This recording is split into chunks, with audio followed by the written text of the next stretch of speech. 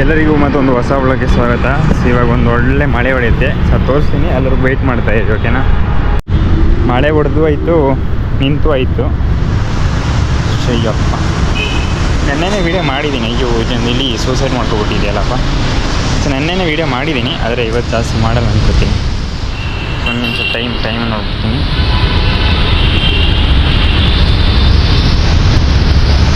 ನಾಲ್ಕು 50.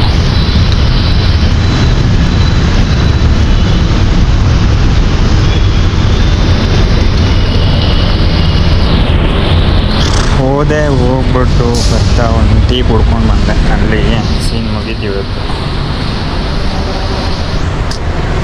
ನೈಟ್ ಒಂದು ಮ್ಯಾಚ್ ಇದೆ ಆಯಿತಾ, ಫೀಫಾ. ನೋಡಬೇಕಾ ಬೇಡವಾ ಅಂದರೆ ಅಂಥ ಇಂಟ್ರೆಸ್ಟಿಂಗ್ ಮ್ಯಾಚ್ ಅಲ್ಲ ಅದು. 3rd ಪ್ಲೇಸ್ಗಿರೋದು ಮೈದಲ್ಲಿ. ಇಲ್ಲಿಂದ ಪಾರಾಗೋದು ಹೇಗೆ ನಾನು?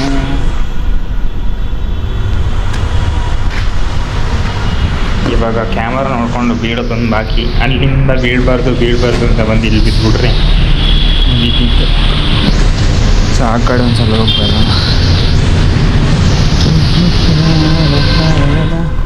ಸೊ ಈ ಕಡೆ ಇಲ್ಲಿ ಪೇಂಟ್ ಎಲ್ಲ ಮಾಡಿ ಏನೋ ಒಂದು ಮಾಡಿದ್ದಾರೆ, ಕಾಣಿಸ್ತೀಯ? ಸೀನೇ ಚೇಂಜು. ಅದಕ್ಕೆ ನೆನ್ನೆ ಈ ಕಡೆ ಬರೋಣ ಅಂತ ನೋಡಿದ್ರೆ ಎಲ್ಲೂ ಮಳೆ ಹೊಡೆದ್ರೆ ಇನ್ನು ನೀರು ಬರುತ್ತೆ ಗಾಡಿಗ.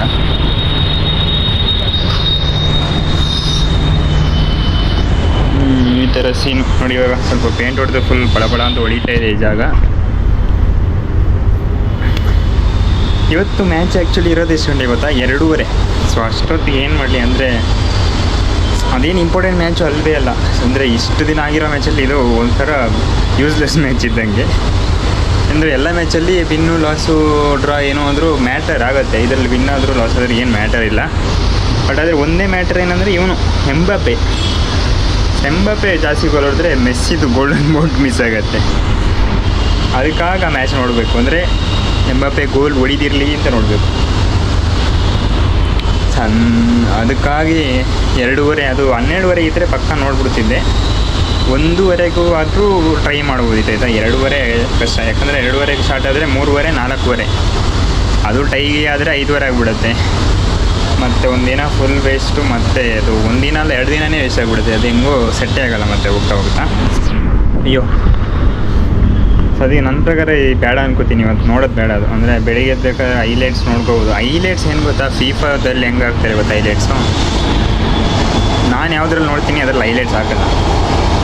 ಸೊ ಫೀಫಾದೇನು ಇದು ಬರುತ್ತೆ ಯೂಟ್ಯೂಬು, ಸೊ ಅದರಲ್ಲಿ ಹೈಲೈಟ್ಸ್ ಹಾಕಿರ್ತಾರೆ. ಸೊ ಒನ್ಲಿ ಎಷ್ಟು ಮೇನ್ ಬೇಕು ಅಷ್ಟೇ. ಸೊ ಒಂದು ಅಷ್ಟು 90 ಮಿನಿಟ್ಸ್ ಮ್ಯಾಚಲ್ಲಿ ಜಸ್ಟ್ ಹೈಲೈಟ್ಸ್ 2 ನಿಮಿಷದ ಹೈಲೈಟ್ಸ್ ಆಗಿರ್ತಾರೆ ಅವರು. ಸೊ ಅದು ಒಂದು ಸ್ವಲ್ಪ 8 ನಿಮಿಷ 10 ನಿಮಿಷ ಅಷ್ಟಿದ್ರೆ ಸ್ವಲ್ಪ ನೋಡೋಕ್ಕೆ ಇಂಟ್ರೆಸ್ಟ್ ಆಗುತ್ತೆ, ಪರವಾಗಿಲ್ಲ. ಆದರೂ ಮೇನ್ 2 ನಿಮಿಷದಲ್ಲೇ ಬೆಸ್ಟು ಆ್ಯಕ್ಚುಲಿ ಎಲ್ಲ. ಸೊ ಅದು ನನ್ನ ಪ್ರಕಾರ ಬೇಡ, ನೋಡೋದು ಬೇಡ. ಆ್ಯಂಡ್ ಇನ್ನೂ ಒಂದು ಫೈನಲ್ಲು ಒಪಿನಿಯನ್ ಹೇಳೋಕ್ಕೆ ಬಾಕಿ ಇತ್ತು ಕಂಪನಿಗೆ.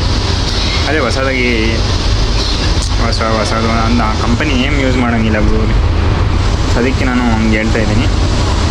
ಸೊ ಹೊಸದಾಗಿ ಇವಾಗ ಅದು ಆ್ಯಕ್ಚುಲಿ ಜಾಯ್ನಿಂಗು 27th ಅಂತ ಗ್ರೂಪಲ್ಲಿ ಹಾಕಿದ್ದು ನಾನು. ಓಕೆನಾ, ಮತ್ತು ನೆನ್ನೆ ನೋಡ್ತೀನಿ ಎಲ್ಲರೂ ಮಂಡೇ ಬರಬೇಕು ಅಂತ ಹಾಕಿದ್ದಾರೆ.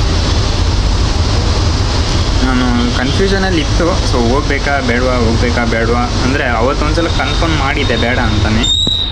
ಸೊ ಮತ್ತೆ ಅಂದರೆ ಆ ಕಂಪನಿಯಲ್ಲಿ ಆಲ್ರೆಡಿ ಇಂಟರ್ವ್ಯೂ ಹೋಗೋ ಟೈಮಲ್ಲಿ ಕೆಲವೊಬ್ಬರು ಫ್ರೆಂಡ್ಸಲ್ಲಿದ್ದರೆ ಅವರು ನೋಡಿಬಿಟ್ಟು ಒಬ್ಬೊಬ್ರು ನೋಡಿದ್ರೆ ಒಬ್ಬೊಬ್ರು ಮೆಸೇಜ್ ನೋಡಿದ್ರೆ ಒಂದೊಂದು ಸಲ ಇದಾಗುತ್ತೆ. ಅಂದರೆ ಒಬ್ಬರು ಹೇಳ್ತಾರೆ ಬನ್ನಿ ಬ್ರೋ ಚೆನ್ನಾಗಿದೆ, ಇನ್ನೊಬ್ರು ಹೇಳ್ತಾರೆ ಫಸ್ಟ್ ಕಂಪನಿ ಹೋಗಬೇಡಿ ಅಂತಾರೆ.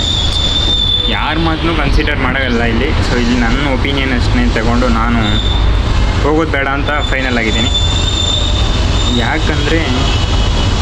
ಯಾಕೆ ಅಂತ ನಾನು ಮತ್ತೆ ಹೋಗ್ತಾ ಹೇಳ್ತೀನಿ. ಓಕೆನಾ, and more over I don't know, ನನ್ನ ಕೈಯಲ್ಲಿ ಏನೂ ಆಗಲ್ಲ ಅಂತ ಒಂದು ದಿನ ಹೋದಂಗೆ ನಾನು ಇನ್ನೂ ಏನು ಇಂಪ್ರೂವ್ಮೆಂಟ್ ಇಲ್ಲ. 1 ಇಯರಿಂದ ಏನು ಮಾಡಿದೆ ಅಂದರೆ ದುಡ್ದೆ ಅಂತ ಹೇಳ್ಬೋದಾ? ಏನು ಯೂಸಕ್ಕೆ? ಏನು ಯೂಸ್ ಇಲ್ಲ. ನನಗೆ ಅನಿಸೋ ಪ್ರಕಾರ ನಾನು ಸುಮ್ಮನೆ MCA ಸೇರ್ಕೋಬಿಡ್ಲ ಅಂತಲೇ ಅನಿಸ್ತಾ ಇದೆ. ಅಂದರೆ ಅಟ್ಲೀಸ್ಟ್ ಅದು ಏನೋ ಒಂದು ಆಗಿಲ್ಲ ಅಂದರೆ ಸೊ ನಾನು ಯಾವಾಗಲ್ಲ ಅಂದರೆ ಇವಾಗ ಬೇರೆ ಕಂಪನಿ ಇಂಟರ್ವ್ಯೂ ಹೋಗುವಾಗಲಿ ಅಲ್ಲಿ ಸೆಲೆಕ್ಟ್ ಆದರೂ ಅಷ್ಟೇ, ಇಲ್ಲ ನಾನು ಮಾಸ್ಟರ್ ಡಿಗ್ರಿ ಮಾಡಬೇಕು ಅಂತ ಹೇಳೋವಾಗಲೂ ಅಷ್ಟೇ. ಸೊ ಇದೆಲ್ಲ ಯಾವಾಗೆಲ್ಲ ಬರುತ್ತೆ ನನ್ನ ತಲೆಗೆ, ಆವಾಗ ನನಗೆ ಏನನ್ಸುತ್ತೆ ಅಂದರೆ ಯು ಆರ್ ಅ ಲೂಸರ್ ಅಂತ ತಲೆಯಲ್ಲಿ ಬರುತ್ತೆ. ಯಾಕೆ ಅಂದರೆ ನಾನು ಅದನ್ನೆಲ್ಲ ಚೂಸ್ ಮಾಡ್ತಾಯಿದ್ದೀನಿ ಅಂದರೆ ನನ್ನ ಕೈಯಲ್ಲಿ ಆಗಲ್ಲ ಅಂತ ನನ್ನಲ್ಲಿ ಎಲ್ಲೋ ಒಂದು ಓಡ್ತಾ ಇದೆ ಅಲ್ಲ, ನನಗೆ ಒಂದು ಸ್ವಲ್ಪ ಫಿಕ್ಸ್ ಇದೆ ಅಂತ ಹೇಳ್ಬೋದು. ಅದೇ ರೀಸನಿಂದ ನಾನು ಬೇರೆ ಕಂಪನಿ ಸ್ವಿಚ್ ಮಾಡೋದಕ್ಕೂ ಹೋಗ್ತಾ ಇಲ್ಲ. ಹಂಗೆ ನೋಡಿದ್ರೆ ಅಂದರೆ ಇವಾಗ ನೋಡಿ, ಅಂದರೆ ಬೇರೆ ಕಂಪನಿಯೆಲ್ಲ ಟ್ರೈ ಮಾಡ್ಬೋದು. ಇಲ್ಲೇ ನಾನು ಇದ್ದರೆ ನನ್ನ ಪ್ರಕಾರ ಇಲ್ಲೂ ಪ್ರಮೋಷನ್ಸ್ ಆಗುತ್ತೆ ಆಯಿತಾ. HR ಎಲ್ಲ ಸಿಕ್ಕಿದ್ರೆ ಸ್ವಲ್ಪ ಚೆನ್ನಾಗಿರುತ್ತೆ ಅನಿಸುತ್ತೆ. ಅಂದರೆ ಅದು ಎಕ್ಸ್ಪೀರಿಯನ್ಸ್ ಯೂಸ್ ಆಗುತ್ತೆ. ಇವಾಗ ನಾನು ಕಂಟಿನ್ಯೂಸ್ ಇದಾಗಿಂದ HR ಆಗಿ ಇವಾಗ ನಾನು ಏನು ವರ್ಕ್ ಮಾಡ್ತಾಯಿದ್ದೀನಿ, ಸೊ ಅದೇ HR ಪೋಸ್ಟ್ ಅಲ್ಲ ಬಿಡಿ. ಸೊ ಇದರಿಂದ ನಾನು HR ಅಲ್ಲಿ ಒಂದು 1 year ವರ್ಕ್ ಮಾಡಿದ್ರೂ ಸಾಕು. ಸೊ ನಾನು ಕಂಪ್ಲೀಟ್ 2 years HR ಅಂತಲೇ ಹಾಕ್ಕೋಬೋದು. ಆ ಥರ ಬರುತ್ತೆ ಎಕ್ಸ್ಪೀರಿಯನ್ಸ್ ಲೆಟರ್ ಬರುವಾಗ ಕಂಪ್ಲೀಟ್ 2 years HR ಅಂತ. ಆ ಗ್ಯಾಪಲ್ಲಿ ನಾನು MBA ಮಾಡಿಕೊಂಡ್ರೆ ಆರಾಮಾಗಿ ಒಳ್ಳೆ ಜಾಬ್ ಸಿಕ್ಬಿಡುತ್ತೆ. ಯಾಕೆ ಜಾಬ್ ಕಡೆ ಹೋಗ್ತಾ ಇದೆಯಾ ಅಂತ ನೀವು ಕೇಳ್ಬೋದಲ್ವ. ಇಲ್ಲ, ನಾನು ಖಂಡಿತವಾಗಲೂ ಅಂಥ ಸಿಚುವೇಶನ್ಗಳು ಬಂದ್ಬಿಡುತ್ತೆ. ಏನು ಮಾಡೋಣ, ಇವಾಗ ನೋಡಿ ಇಲ್ಲೊಂದು ಜಾಬ್ ಮಾಡ್ತಾಯಿದ್ದೀನಿ, ಬಟ್ ನನ್ನ ಪ್ರಕಾರ ನಾನು ಯಾವತ್ತೂ ಬಿಟ್ಟು ಬೇರೆ ಏನೋ ಒಂದು ಮಾಡಿದರೆ ಇದಕ್ಕಿಂತ ದುಡಿಬೋದಿತ್ತು ಆಯಿತಾ.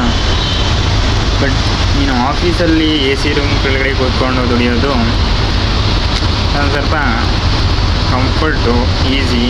ಸೊ ಆ ಥರ ಅದನ್ನ ಹೆಂಗೆ ಹೇಳೋದು ಗೊತ್ತಾಗ್ತಾಯಿಲ್ಲ. Is my friend. ಈ ಪ್ಲೇನ್ ನೋಡದೇ ಇದ್ದರೆ ಅಷ್ಟೇ ಸಾಕು ಗುರು, ನೋಡಿದ್ರೆ ಕತೆ ಮುಗೀತು.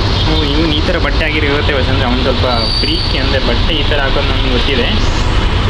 ಅವನೇನಾಯಿತು ಸ್ವಲ್ಪ ಡೌಟೇ, ಬಟ್ ಇದೇ ಥರ ಆಗ್ತಾನೆ. ಬಟ್ ಇದು ಸ್ವಲ್ಪ ತುಂಬಾ ಡಿಫ್ರೆಂಟ್ ಇದೆ. ಅವನೇ ಗೊತ್ತಿಲ್ಲ. 5 ಗಂಟೆ ಆಯಿತು, ಇನ್ನೇನು ಹೋಗಿ ರೂಮಲ್ಲಿ ವೀಡಿಯೋ ಆದರೆ ಅಪ್ಲೋಡ್ ಮಾಡಿಬಿಡೋದು. ನೈಟು ಮ್ಯಾಚ್ ಏನಿದ್ರು ನೋಡೋಲ್ಲ ಬಿಡಿ. ನನ್ನ ಕಂಪನಿ ಬಗ್ಗೆ ಹೇಳೋದಾದರೆ ನಾನು ಹೋಗಲ್ಲ, ಅಂದರೆ 20 ಗಂಟಾಗಿದ್ದಾರೆ, ಅದರಲ್ಲಂತೂ ಕರೆದ್ರೆ ಹೋಗಲ್ಲ. ಮತ್ತು ನೀನು ಬರಬೇಡ ಅಂದರೆ ಬರಲ್ಲ ನಾನು ಅಂದ್ಬಿಡೋದು. ಅದರಲ್ಲಿ ಹೋಗಿದ್ರೆ ನಾನು ನಮ್ಮ ಕೊಡಗಿಂದ ಹೋಗಿ ಬರ್ತೇನೆ, ಸೊ ಅವನ ಜೊತೆನೇ ಹೋಗ್ಬೋದಿತ್ತು. ಆಲ್ರೆಡಿ ಇವಾಗ ನನ್ನ ಫ್ರೆಂಡ್ ಆಲ್ರೆಡಿ ಒಬ್ಬ ಇದ್ದಾನೆ, ಬಟ್ ಅವ್ನು ಬೇರೆ ಪೋಸ್ಟಲ್ಲಿದ್ದಾನೆ. ಅವನದು ಪ್ರೋಸೆಸ್ಸೇ ಬೇರೆ. ಅವನು HR ಅಂತ ಏನೋ ಒಂದು ಬರುತ್ತೆ, ಸೊ ಅವ್ನಿಗೆ ಕಂಪ್ಲೀಟ್ ಗೊತ್ತಿಲ್ಲ, ಅದ್ರಲ್ಲಿ ಆ ಥರ ಹಾಕಿದ್ರು. ಸೊ ಅವನದು ಪ್ಯಾಕೇಜೇ ಬೇರೆ ಇದೆ, ಅವನೊಂದು ಬೇರೆನೇ ಚೆನ್ನಾಗಿ. ಅದೆಲ್ಲ ಹೇಳೋದು ಬೇಡ ಬಿಡಿ. ಅಯ್ಯೋ, ನನ್ನ ಕಡೆ ನೋಡೋದು ಬೇಡ ಬಿಡು. ನೋಡಿದ್ರೆ ಇವನೇನೋ ಮಾಡ್ತಾವನಲ್ಲ ಅಂತ ಹೋಗ್ತಿರ್ತಾರೆ. ಏನು ಮಾಡ್ತಾಯಿದ್ದೀನಿ ಗೊತ್ತಾ, ಇದು ಫೋನು ಹೆವಿ ರೀಲ್ಸ್ ನೋಡ್ತಾಯಿದ್ದೀನಿ. ರೀಲ್ಸು ಮತ್ತು ಶಾರ್ಟ್ಸು. ನನ್ನ ಪ್ರಕಾರ ನಾನು ಲಾಂಗ್ ವಿಡಿಯೋಸನ್ನು ನೋಡಿದ್ರೂ ಪರವಾಗಿಲ್ಲ, ಶಾರ್ಟ್ಸು ರೀಲ್ಸು ಜಾಸ್ತಿ ನೋಡ್ಬಾರ್ದು ಇವರು. ಲಿಟ್ರಲಿ ಎಷ್ಟು ಒಂದ್ಸಲ ಸ್ಕ್ರೋಲ್ ಮಾಡೋಕ್ಕೆ ಸ್ಟಾರ್ಟ್ ಮಾಡಿದ್ರೆ 2 hours 2.5 hours ಏನು ಯೂಸ್ ಆಗೋಲ್ಲ. ಅಂದರೆ ನಾನು ಸೋಷಿಯಲ್ ಮೀಡಿಯಾ ಸ್ವಲ್ಪ ನಾನು ಕಂಟೆಂಟ್ ಕ್ರಿಯೇಟ್ ಮಾಡ್ತಿರೋದ್ರಿಂದ ಸ್ವಲ್ಪ ಯೂಸ್ ಆಗ್ಬೋದು. ಅಂದರೆ ನನಗೆ ಕಂಟೆಂಟ್ ಐಡಿಯಾಸು, ಎಡಿಟಿಂಗ್ ಐಡಿಯಾಸ್ ಎಲ್ಲ ಬರ್ಬೋದೇನೋ, ಬಟ್ ಅಷ್ಟೊಂದು ಎಲ್ಲ ಯೂಸ್ ಇಲ್ಲ, ಅಷ್ಟು ಜಾಸ್ತಿ ಎಲ್ಲ ಯೂಸ್ ಆಗೋಲ್ಲ. ಕಂಪ್ಲೀಟ್ಲಿ ಟೈಮ್ ವೇಸ್ಟ್ ಅದು. ಓಕೆನಾ, ನಾನು ಇವಾಗ ಏನು ಮಾಡಬೇಕು ಅಂತ ಅಂದ್ಕೊಂಡಿದ್ದೀನಿ. ಸೊ ಅದ್ರ ಬಗ್ಗೆ ಸ್ವಲ್ಪ ಸ್ಟಡೀಸ್ ಮಾಡೋಣ ಅಂತ ನಾನು ಅಂದ್ಕೊಂಡಿದ್ದೀನಿ. ಅಂದರೆ ಅಟ್ಲೀಸ್ಟು ನೀನು ದಿನಕ್ಕೆ 4 hour ಎಲ್ಲ ಕೊಡಬೇಕಂತಿಲ್ಲ. ಸೊ 1 hour ಕಂಪ್ಲೀಟ್ ಫೋಕಸ್ ಮಾಡಿ ಕೊಟ್ಟರೆ ಸಾಕು. ಓಕೆನಾ. ಸೊ ನನ್ನ ಪ್ರಕಾರ ನೆಕ್ಸ್ಟ್ ಏನಿದ್ರು ಅದೇ ಇರೋದು. ಅದೇ ನಂದು ಫೈನಲು. ಸೊ ಅದರಲ್ಲಿ ನಂದು ಏನಾಗಲಿಲ್ಲ ಅಂದರೆ ಗಂಟು ಮೂಟೆ ಕಟ್ಕೊಂಡು ಹೋಗ್ತಾ ಇರೋದೆ. ಸೊ ಅದೇ ನನ್ನ ಸೀನು. ಸೊ ನಿಮಗೆ ತಿಳಿಸ್ತೀನಿ. ಓಕೆನಾ. ಈಗ ಇವತ್ತು ಟೈಮ್ ಇಲ್ಲ ಗುರು. ಸೊ ಇವತ್ತೇನು ಅರ್ಧ ಗಂಟೆ ಇದೆ, ನಿಮ್ಗೆ ಹೇಳ್ಬಾರ್ದು ಆ್ಯಕ್ಚುಲಿ. ಇವತ್ತು ಸ್ಟಾರ್ಟ್ ಮಾಡಿದ್ರೆ ಇವತ್ತಿಂದ ಸ್ಟಾರ್ಟ್ ಮಾಡಬೇಕು. ನೋಡೋಣ, ನಾಟ್ ಈವನ್ ದಟ್. ಸೊ ನೋಡೋಣ, ಬಟ್ ಅದನ್ನು ಮಾಸ್ಟರ್ ಮಾಡ್ಕೋಬೇಕು. ಇವಾಗ ನಾವು ಮಾಸ್ಟರ್ ಆಗಲಿಲ್ಲ ಅಂದರೆ ಬೇಸಿಕ್ಸ್ ಎಲ್ಲ ಕಲ್ತ್ಕೊಂಡು ಹೋಗಬೇಕು. ಅಂದರೆ ನನಗೆ ತುಂಬ ಇಂಪಾರ್ಟೆಂಟ್ ಇದೆ ಇವಾಗ ಅದು. ಸೊ ಅದು ಬೇಸಿಕ್ ಕಲಿತಾ, ಎಲ್ಲಿಂದ ಟೂಲ್ಸ್ ಯೂಸ್ ಮಾಡೋದು ಹೆಂಗೆ, ಸೊ ಅದರಲ್ಲೂ ಕಾಪಿ ರೈಟ್ಸ್ ಇದೆಯಾ, ಸೊ ಅದೆಲ್ಲ ಕಲಿಯೋದಕ್ಕೆ ತುಂಬ ಟೈಮ್ ಹಿಡಿಯುತ್ತೆ. ಅದರದ್ದು ಬೇಸಿಕ್ ಸ್ಟಾರ್ಟಿಂಗ್ ಅಂದರೆ ನಾನು ಥಿಯರಿ ಕ್ಲಾಸಸ್ ನೋಡಿದ್ರೆ, ಅಂದರೆ ಥಿಯರಿ ಅಂದರೆ ಇದರಲ್ಲಿ, ಅಂದರೆ ಇವಾಗ ಪ್ರಾಕ್ಟಿಕಲ್ ಮಾಡಬೇಕಂದ್ರೆ ಅದು ಫೋನಲ್ಲಿ ಆಗೋಲ್ಲ, ಅದಕ್ಕೆ ಸಿಸ್ಟಮ್, ಲ್ಯಾಪ್ಟಾಪ್ ಆ ಥರ ಬೇಕು. ಸೊ ಅದ್ರ ಕಡೆ ಅದ್ರ ತಗೊಳ್ಳೋಕ್ಕೂ ಮುಂಚೆ ಸ್ವಲ್ಪ ಬೇಸಿಕ್ಸ್ ಎಲ್ಲ ಕಲ್ತ್ಕೊಂಡ್ರೆ ಸೊ ನನಗೂ ಯೂಸ್ ಆಗುತ್ತೆ ಅಂತ. ಓಕೆನಾ? ಸೊ ಅದಕ್ಕೆ ಬೇಸಿಕ್ಸ್ಗೆ ಸ್ಟಾರ್ಟ್ ಮಾಡ್ತೀನಿ ನಾಳೆಯಿಂದ. ನೋಡೋಣ ಅದೇನಾಗುತ್ತೆ ಅಂದರೆ,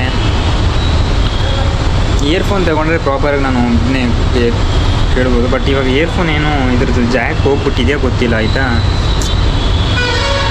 ಇದು ಅಂದರೆ ಇದು ಜಾಕ್ ಅಂತಿದ್ದೀನಿ, ನನಗೂ ಗೊತ್ತಿಲ್ಲ. ಸೊ ಇದು ಏನು ಹೇಳ್ತಾರೆ ನನಗೂ ಗೊತ್ತಿಲ್ಲ. ಸೊ ಇದು ಹಾಕೋದೇನಿದೆ, ಸೊ ಇದು ಇಯರ್ಫೋನು ಇದಾಗಿದೆಯಾ ಇಲ್ಲ ಫೋನ್ದೇ ಹೋಗ್ಬಿಟ್ಟಿದೆಯಾ ಗೊತ್ತಿಲ್ಲ. ಫೋನ್ದೇ ಹೋಗಿದ್ದರೆ ಇನ್ನು ಏನು ಹೇಳಿ, ವಯರ್ಲೆಸ್ ತೊಗೋಬೇಕು. ನನಗೂ ಅಂಥ ಇಂಟ್ರೆಸ್ಟ್ ಇಲ್ಲ, ಅದಕ್ಕೆಲ್ಲ 1000 ರೂಪಾಯಿ ಕೊಟ್ಟರೆ ಒಳ್ಳೇದು ಸಿಗೋದು. ಅದು ಬಿಟ್ಟರೆ ಅದ್ರ ಕೆಳಗಡೆ ತಗೊಳ್ಳೋದಕ್ಕೂ ನನಗೂ ಇಷ್ಟ ಇಲ್ಲ. ಆ 250 ರುಪೀಸ್ 150ಗೂ ಸಿಕ್ಬಿಡುತ್ತೆ ಗುರು. ಅದು ತಗೊಳ್ಳೋದಕ್ಕಿಂತ ಸುಮ್ಮನಿರೋದೇ ಬೆಸ್ಟ್ ಅನಿಸ್ಬಿಡುತ್ತೆ ಆ ಥರ. ಸೊ ಅಷ್ಟೇ ಗುರು. ಇವಾಗ ನಿಮಗೆ ಅಪ್ಡೇಟ್ ಹೋಗ್ತಾ ತಿಳಿಸ್ತೀನಿ. ಈ ವ್ಲಾಗು ಮಾಡ್ತೀನಿ, ಅದೇನೋ ನಿಮ್ಗೆ ಏನು ಕಲಿತೀನಿ ಅದೆಲ್ಲ ಹೋಗ್ತಾ ತಿಳಿಸ್ತೀನಿ. ನನ್ನ ಪ್ರಕಾರ ಹೋಗ್ತಾ ಅಲ್ಲ, ಸೊ ಅದ್ರ ಡೈರೆಕ್ಟ್ ರಿಸಲ್ಟ್ ಬರುತ್ತಲ್ಲ, ನಾನು ನಿಮಗೆ ಅವತ್ತೇ ತೋರಿಸ್ತೀನಿ. ನನ್ನ ಪ್ರಕಾರ ನಾನು ನಿಮ್ಮ ಜೊತೆ ಶೇರ್ ಮಾಡ್ಕೊಳ್ಳೋದು ಅಂತಲೇ ಅಂದ್ಕೊಂಡಿದ್ದೀನಿ ಅಷ್ಟೇ. ಈ ವ್ಲಾಗ್ನ ಇಲ್ಲಿಗೆ ಏನು ಮಾಡ್ತಾಯಿದ್ದೀನಿ. ನಾನು ನಿಮಗೆ ಸಿಗ್ತೀನಿ ಮತ್ತೊಂದು ಹೊಸ ವ್ಲಾಗ್ನಲ್ಲಿ. ಎಲ್ಲರಿಗೂ ಟೇಕ್ ಕೇರ್, ಬೈ ಬಾಯ್.